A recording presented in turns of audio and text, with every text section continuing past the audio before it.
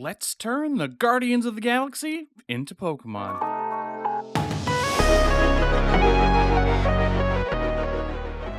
Hey all you nerds, Gabe, aka Froopy Art here, and I hope you are ready for some silly intergalactic themed Pokemon today. I'm pretty pumped for Guardians of the Galaxy 3 to come out, so in celebration, I'm using my favorites as inspiration. There's a lot to get through, so let's just jump into it with my favorite Guardian, Rocket Raccoon. So, obviously Rocket is, well, a raccoon, but the main question was how I was going to work in the fact that, he uses all these various guns all over the place. I mean, I can't give this little guy a literal gun, so instead, I thought he could, sling his tail up over his shoulder and hold it like a bazooka. And as far as being able to shoot things, that helped solidify one of the typings. And also partly going off the fact that Rocket is an experiment and partly so that something could shoot out of the tail, we're letting this design be part electric. The primary type, then, is coming from the steely nature of Rocket and raccoons in general. He likes stealing guns and body parts and whatnot. So, dark electric, that's pretty fun. Beyond that, I made sure to have some little details like these glowing circles that also feel like the buttons on his jacket. And then most important of all was this just fun little expression, this little... He's up to no good. He's having a blast. And there, we've got a solid Rocket Raccoon design. This is Raccoon, the experiment Pokemon. This rare man-made Pokemon is the result of mysterious testings and experimentation. Raccoon is untrusting towards strangers and steals what it can to get by.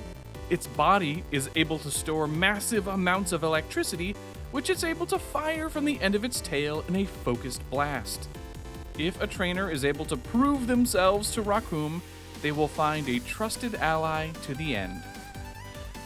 But what do you think? I'm sure this Pokemon would be tough to catch, but would you add one to your team? Okay, after this feisty little meanie, let's jump to something a bit sweeter. Ooh-ee, I just love Mantis so much. She's just a joy to watch all of the time. If you haven't watched the Guardians of the Galaxy holiday special on Disney+, you seriously need to, just for how amazing Mantis is. Okay, so again, obviously she needs to be a Mantis, right? She's Mantis. But I wanted to leave the proportions pretty adorable and small since the character is just so cute. But now the most important feature is the eyes, right? Which I imagine they strobe in a hypnotic fashion. Other than that, I worked in some of the original comic designs, little dress tendril things as the legs of our Mantis. And the rest really just fell into place. It's just so stinking cute. Okay, let's learn about Cymantics, the alien bug Pokemon. Using its swaying antenna and hypnotic gaze, this otherworldly creature is able to lull its opponents into submission. It is incredibly caring and kind, but appears to be new to our world and does not understand common customs and expressions. Getting Cymantics acclimated to daily life can be a struggle for first-time trainers. And the ability is since she's telepathic. And this is nice because I enjoyed having it be Psychic Bug instead of Bug Psychic. It's always nice when you can have the Bug type be secondary. I also love how much this evokes Mantis from the Guardians of the Galaxy while still being, a literal Mantis and not super humanoid. Alien Bug for the win. Okay, next, let's do a character that's a bit more intense. Nebula. She's the perfect balance of being totally kick-butt and also ridiculously funny. I wasn't sure what I wanted to do with her for a while, and I didn't want it to just end up looking like a little cartoon version of Nebula. So, thinking about her and how so much of her body has been replaced and upgraded, it made me think of the various tools that can pop out of a Swiss Army knife. which also works well since in Guardians of the Galaxy 3, her arm is able to kind of morph and be multi-purpose like that. So we're making her a steel type, but the metal is a bit more malleable and able to unravel and shift into different forms, which also justifies a pretty awesome ability. Okay, this is Nebula, the multi-purpose Pokemon. Its body is comprised of tough but malleable metal plates that can unroll into various blades. Nebula can often be found in junkyards looking for scrap metal to incorporate into their bodies.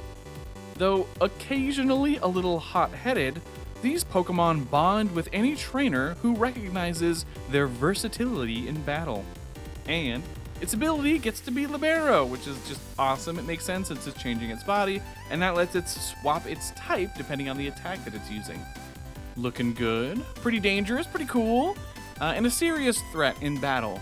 But after this, you know we need something painfully adorable. Baby Groot time. Oh, Baby Groot! You're just too cute for your own good.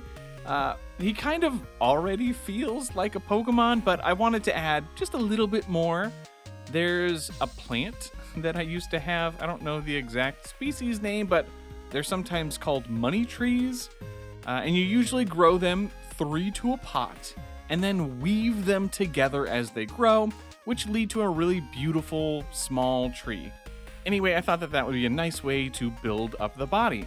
Beyond that, he's just a monograss type little tree guy who will just hop around.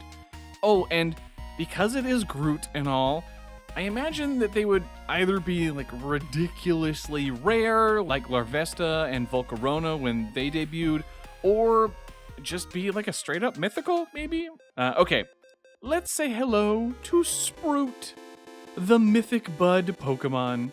This extremely rare grass type is not particularly good at defending itself, and must rely on its own cuteness to convince others to look after it. A bit of a mischievous troublemaker at times, Sprout needs constant supervision from its trainer. It loves to sing, dance, and hop about. And its ability gets to be Grassy Surge, which is just a great ability, and that turns the ground into grassy terrain whenever it enters battle. And assuming that there is some super involved side quest and process to go through, would you still track down little Sprout? But you know that this little guardian of the galaxy can't stay little forever. It just has to evolve, but, even then, it would need to be at some ridiculously high level, like 55 or something, but let's see what we get. I really struggled between wanting to go with the tall and slender look from the original Guardians of the Galaxy film, or the stockier build from the latest one. But in the end, I do just kind of prefer the leaner look.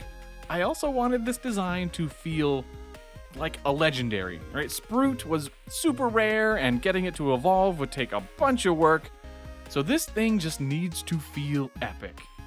I gave it these fun branches growing around its head and back, both to break up the silhouette and let it feel more tree-like, but also as a reference to the protective bramble that Groot formed around his friends at the end of the first movie. In fact, I drew this during a live stream, and somebody suggested a signature move that would feint this Pokemon, but give massive defensive boosts to the rest of your party, which I thought was just perfect.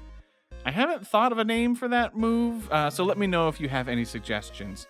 But anyway, let's go ahead and meet Groot, the living tree Pokemon.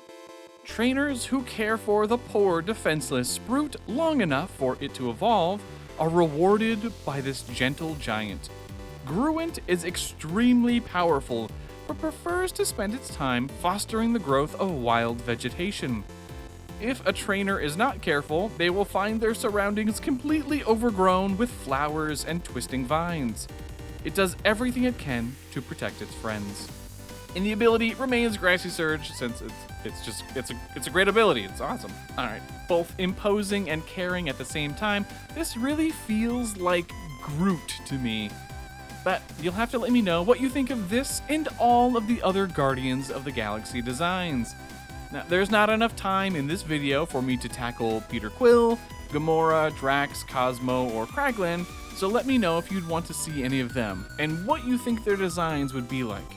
It was super fun working on these, and with that, I'll catch you in the next one. Later, nerds!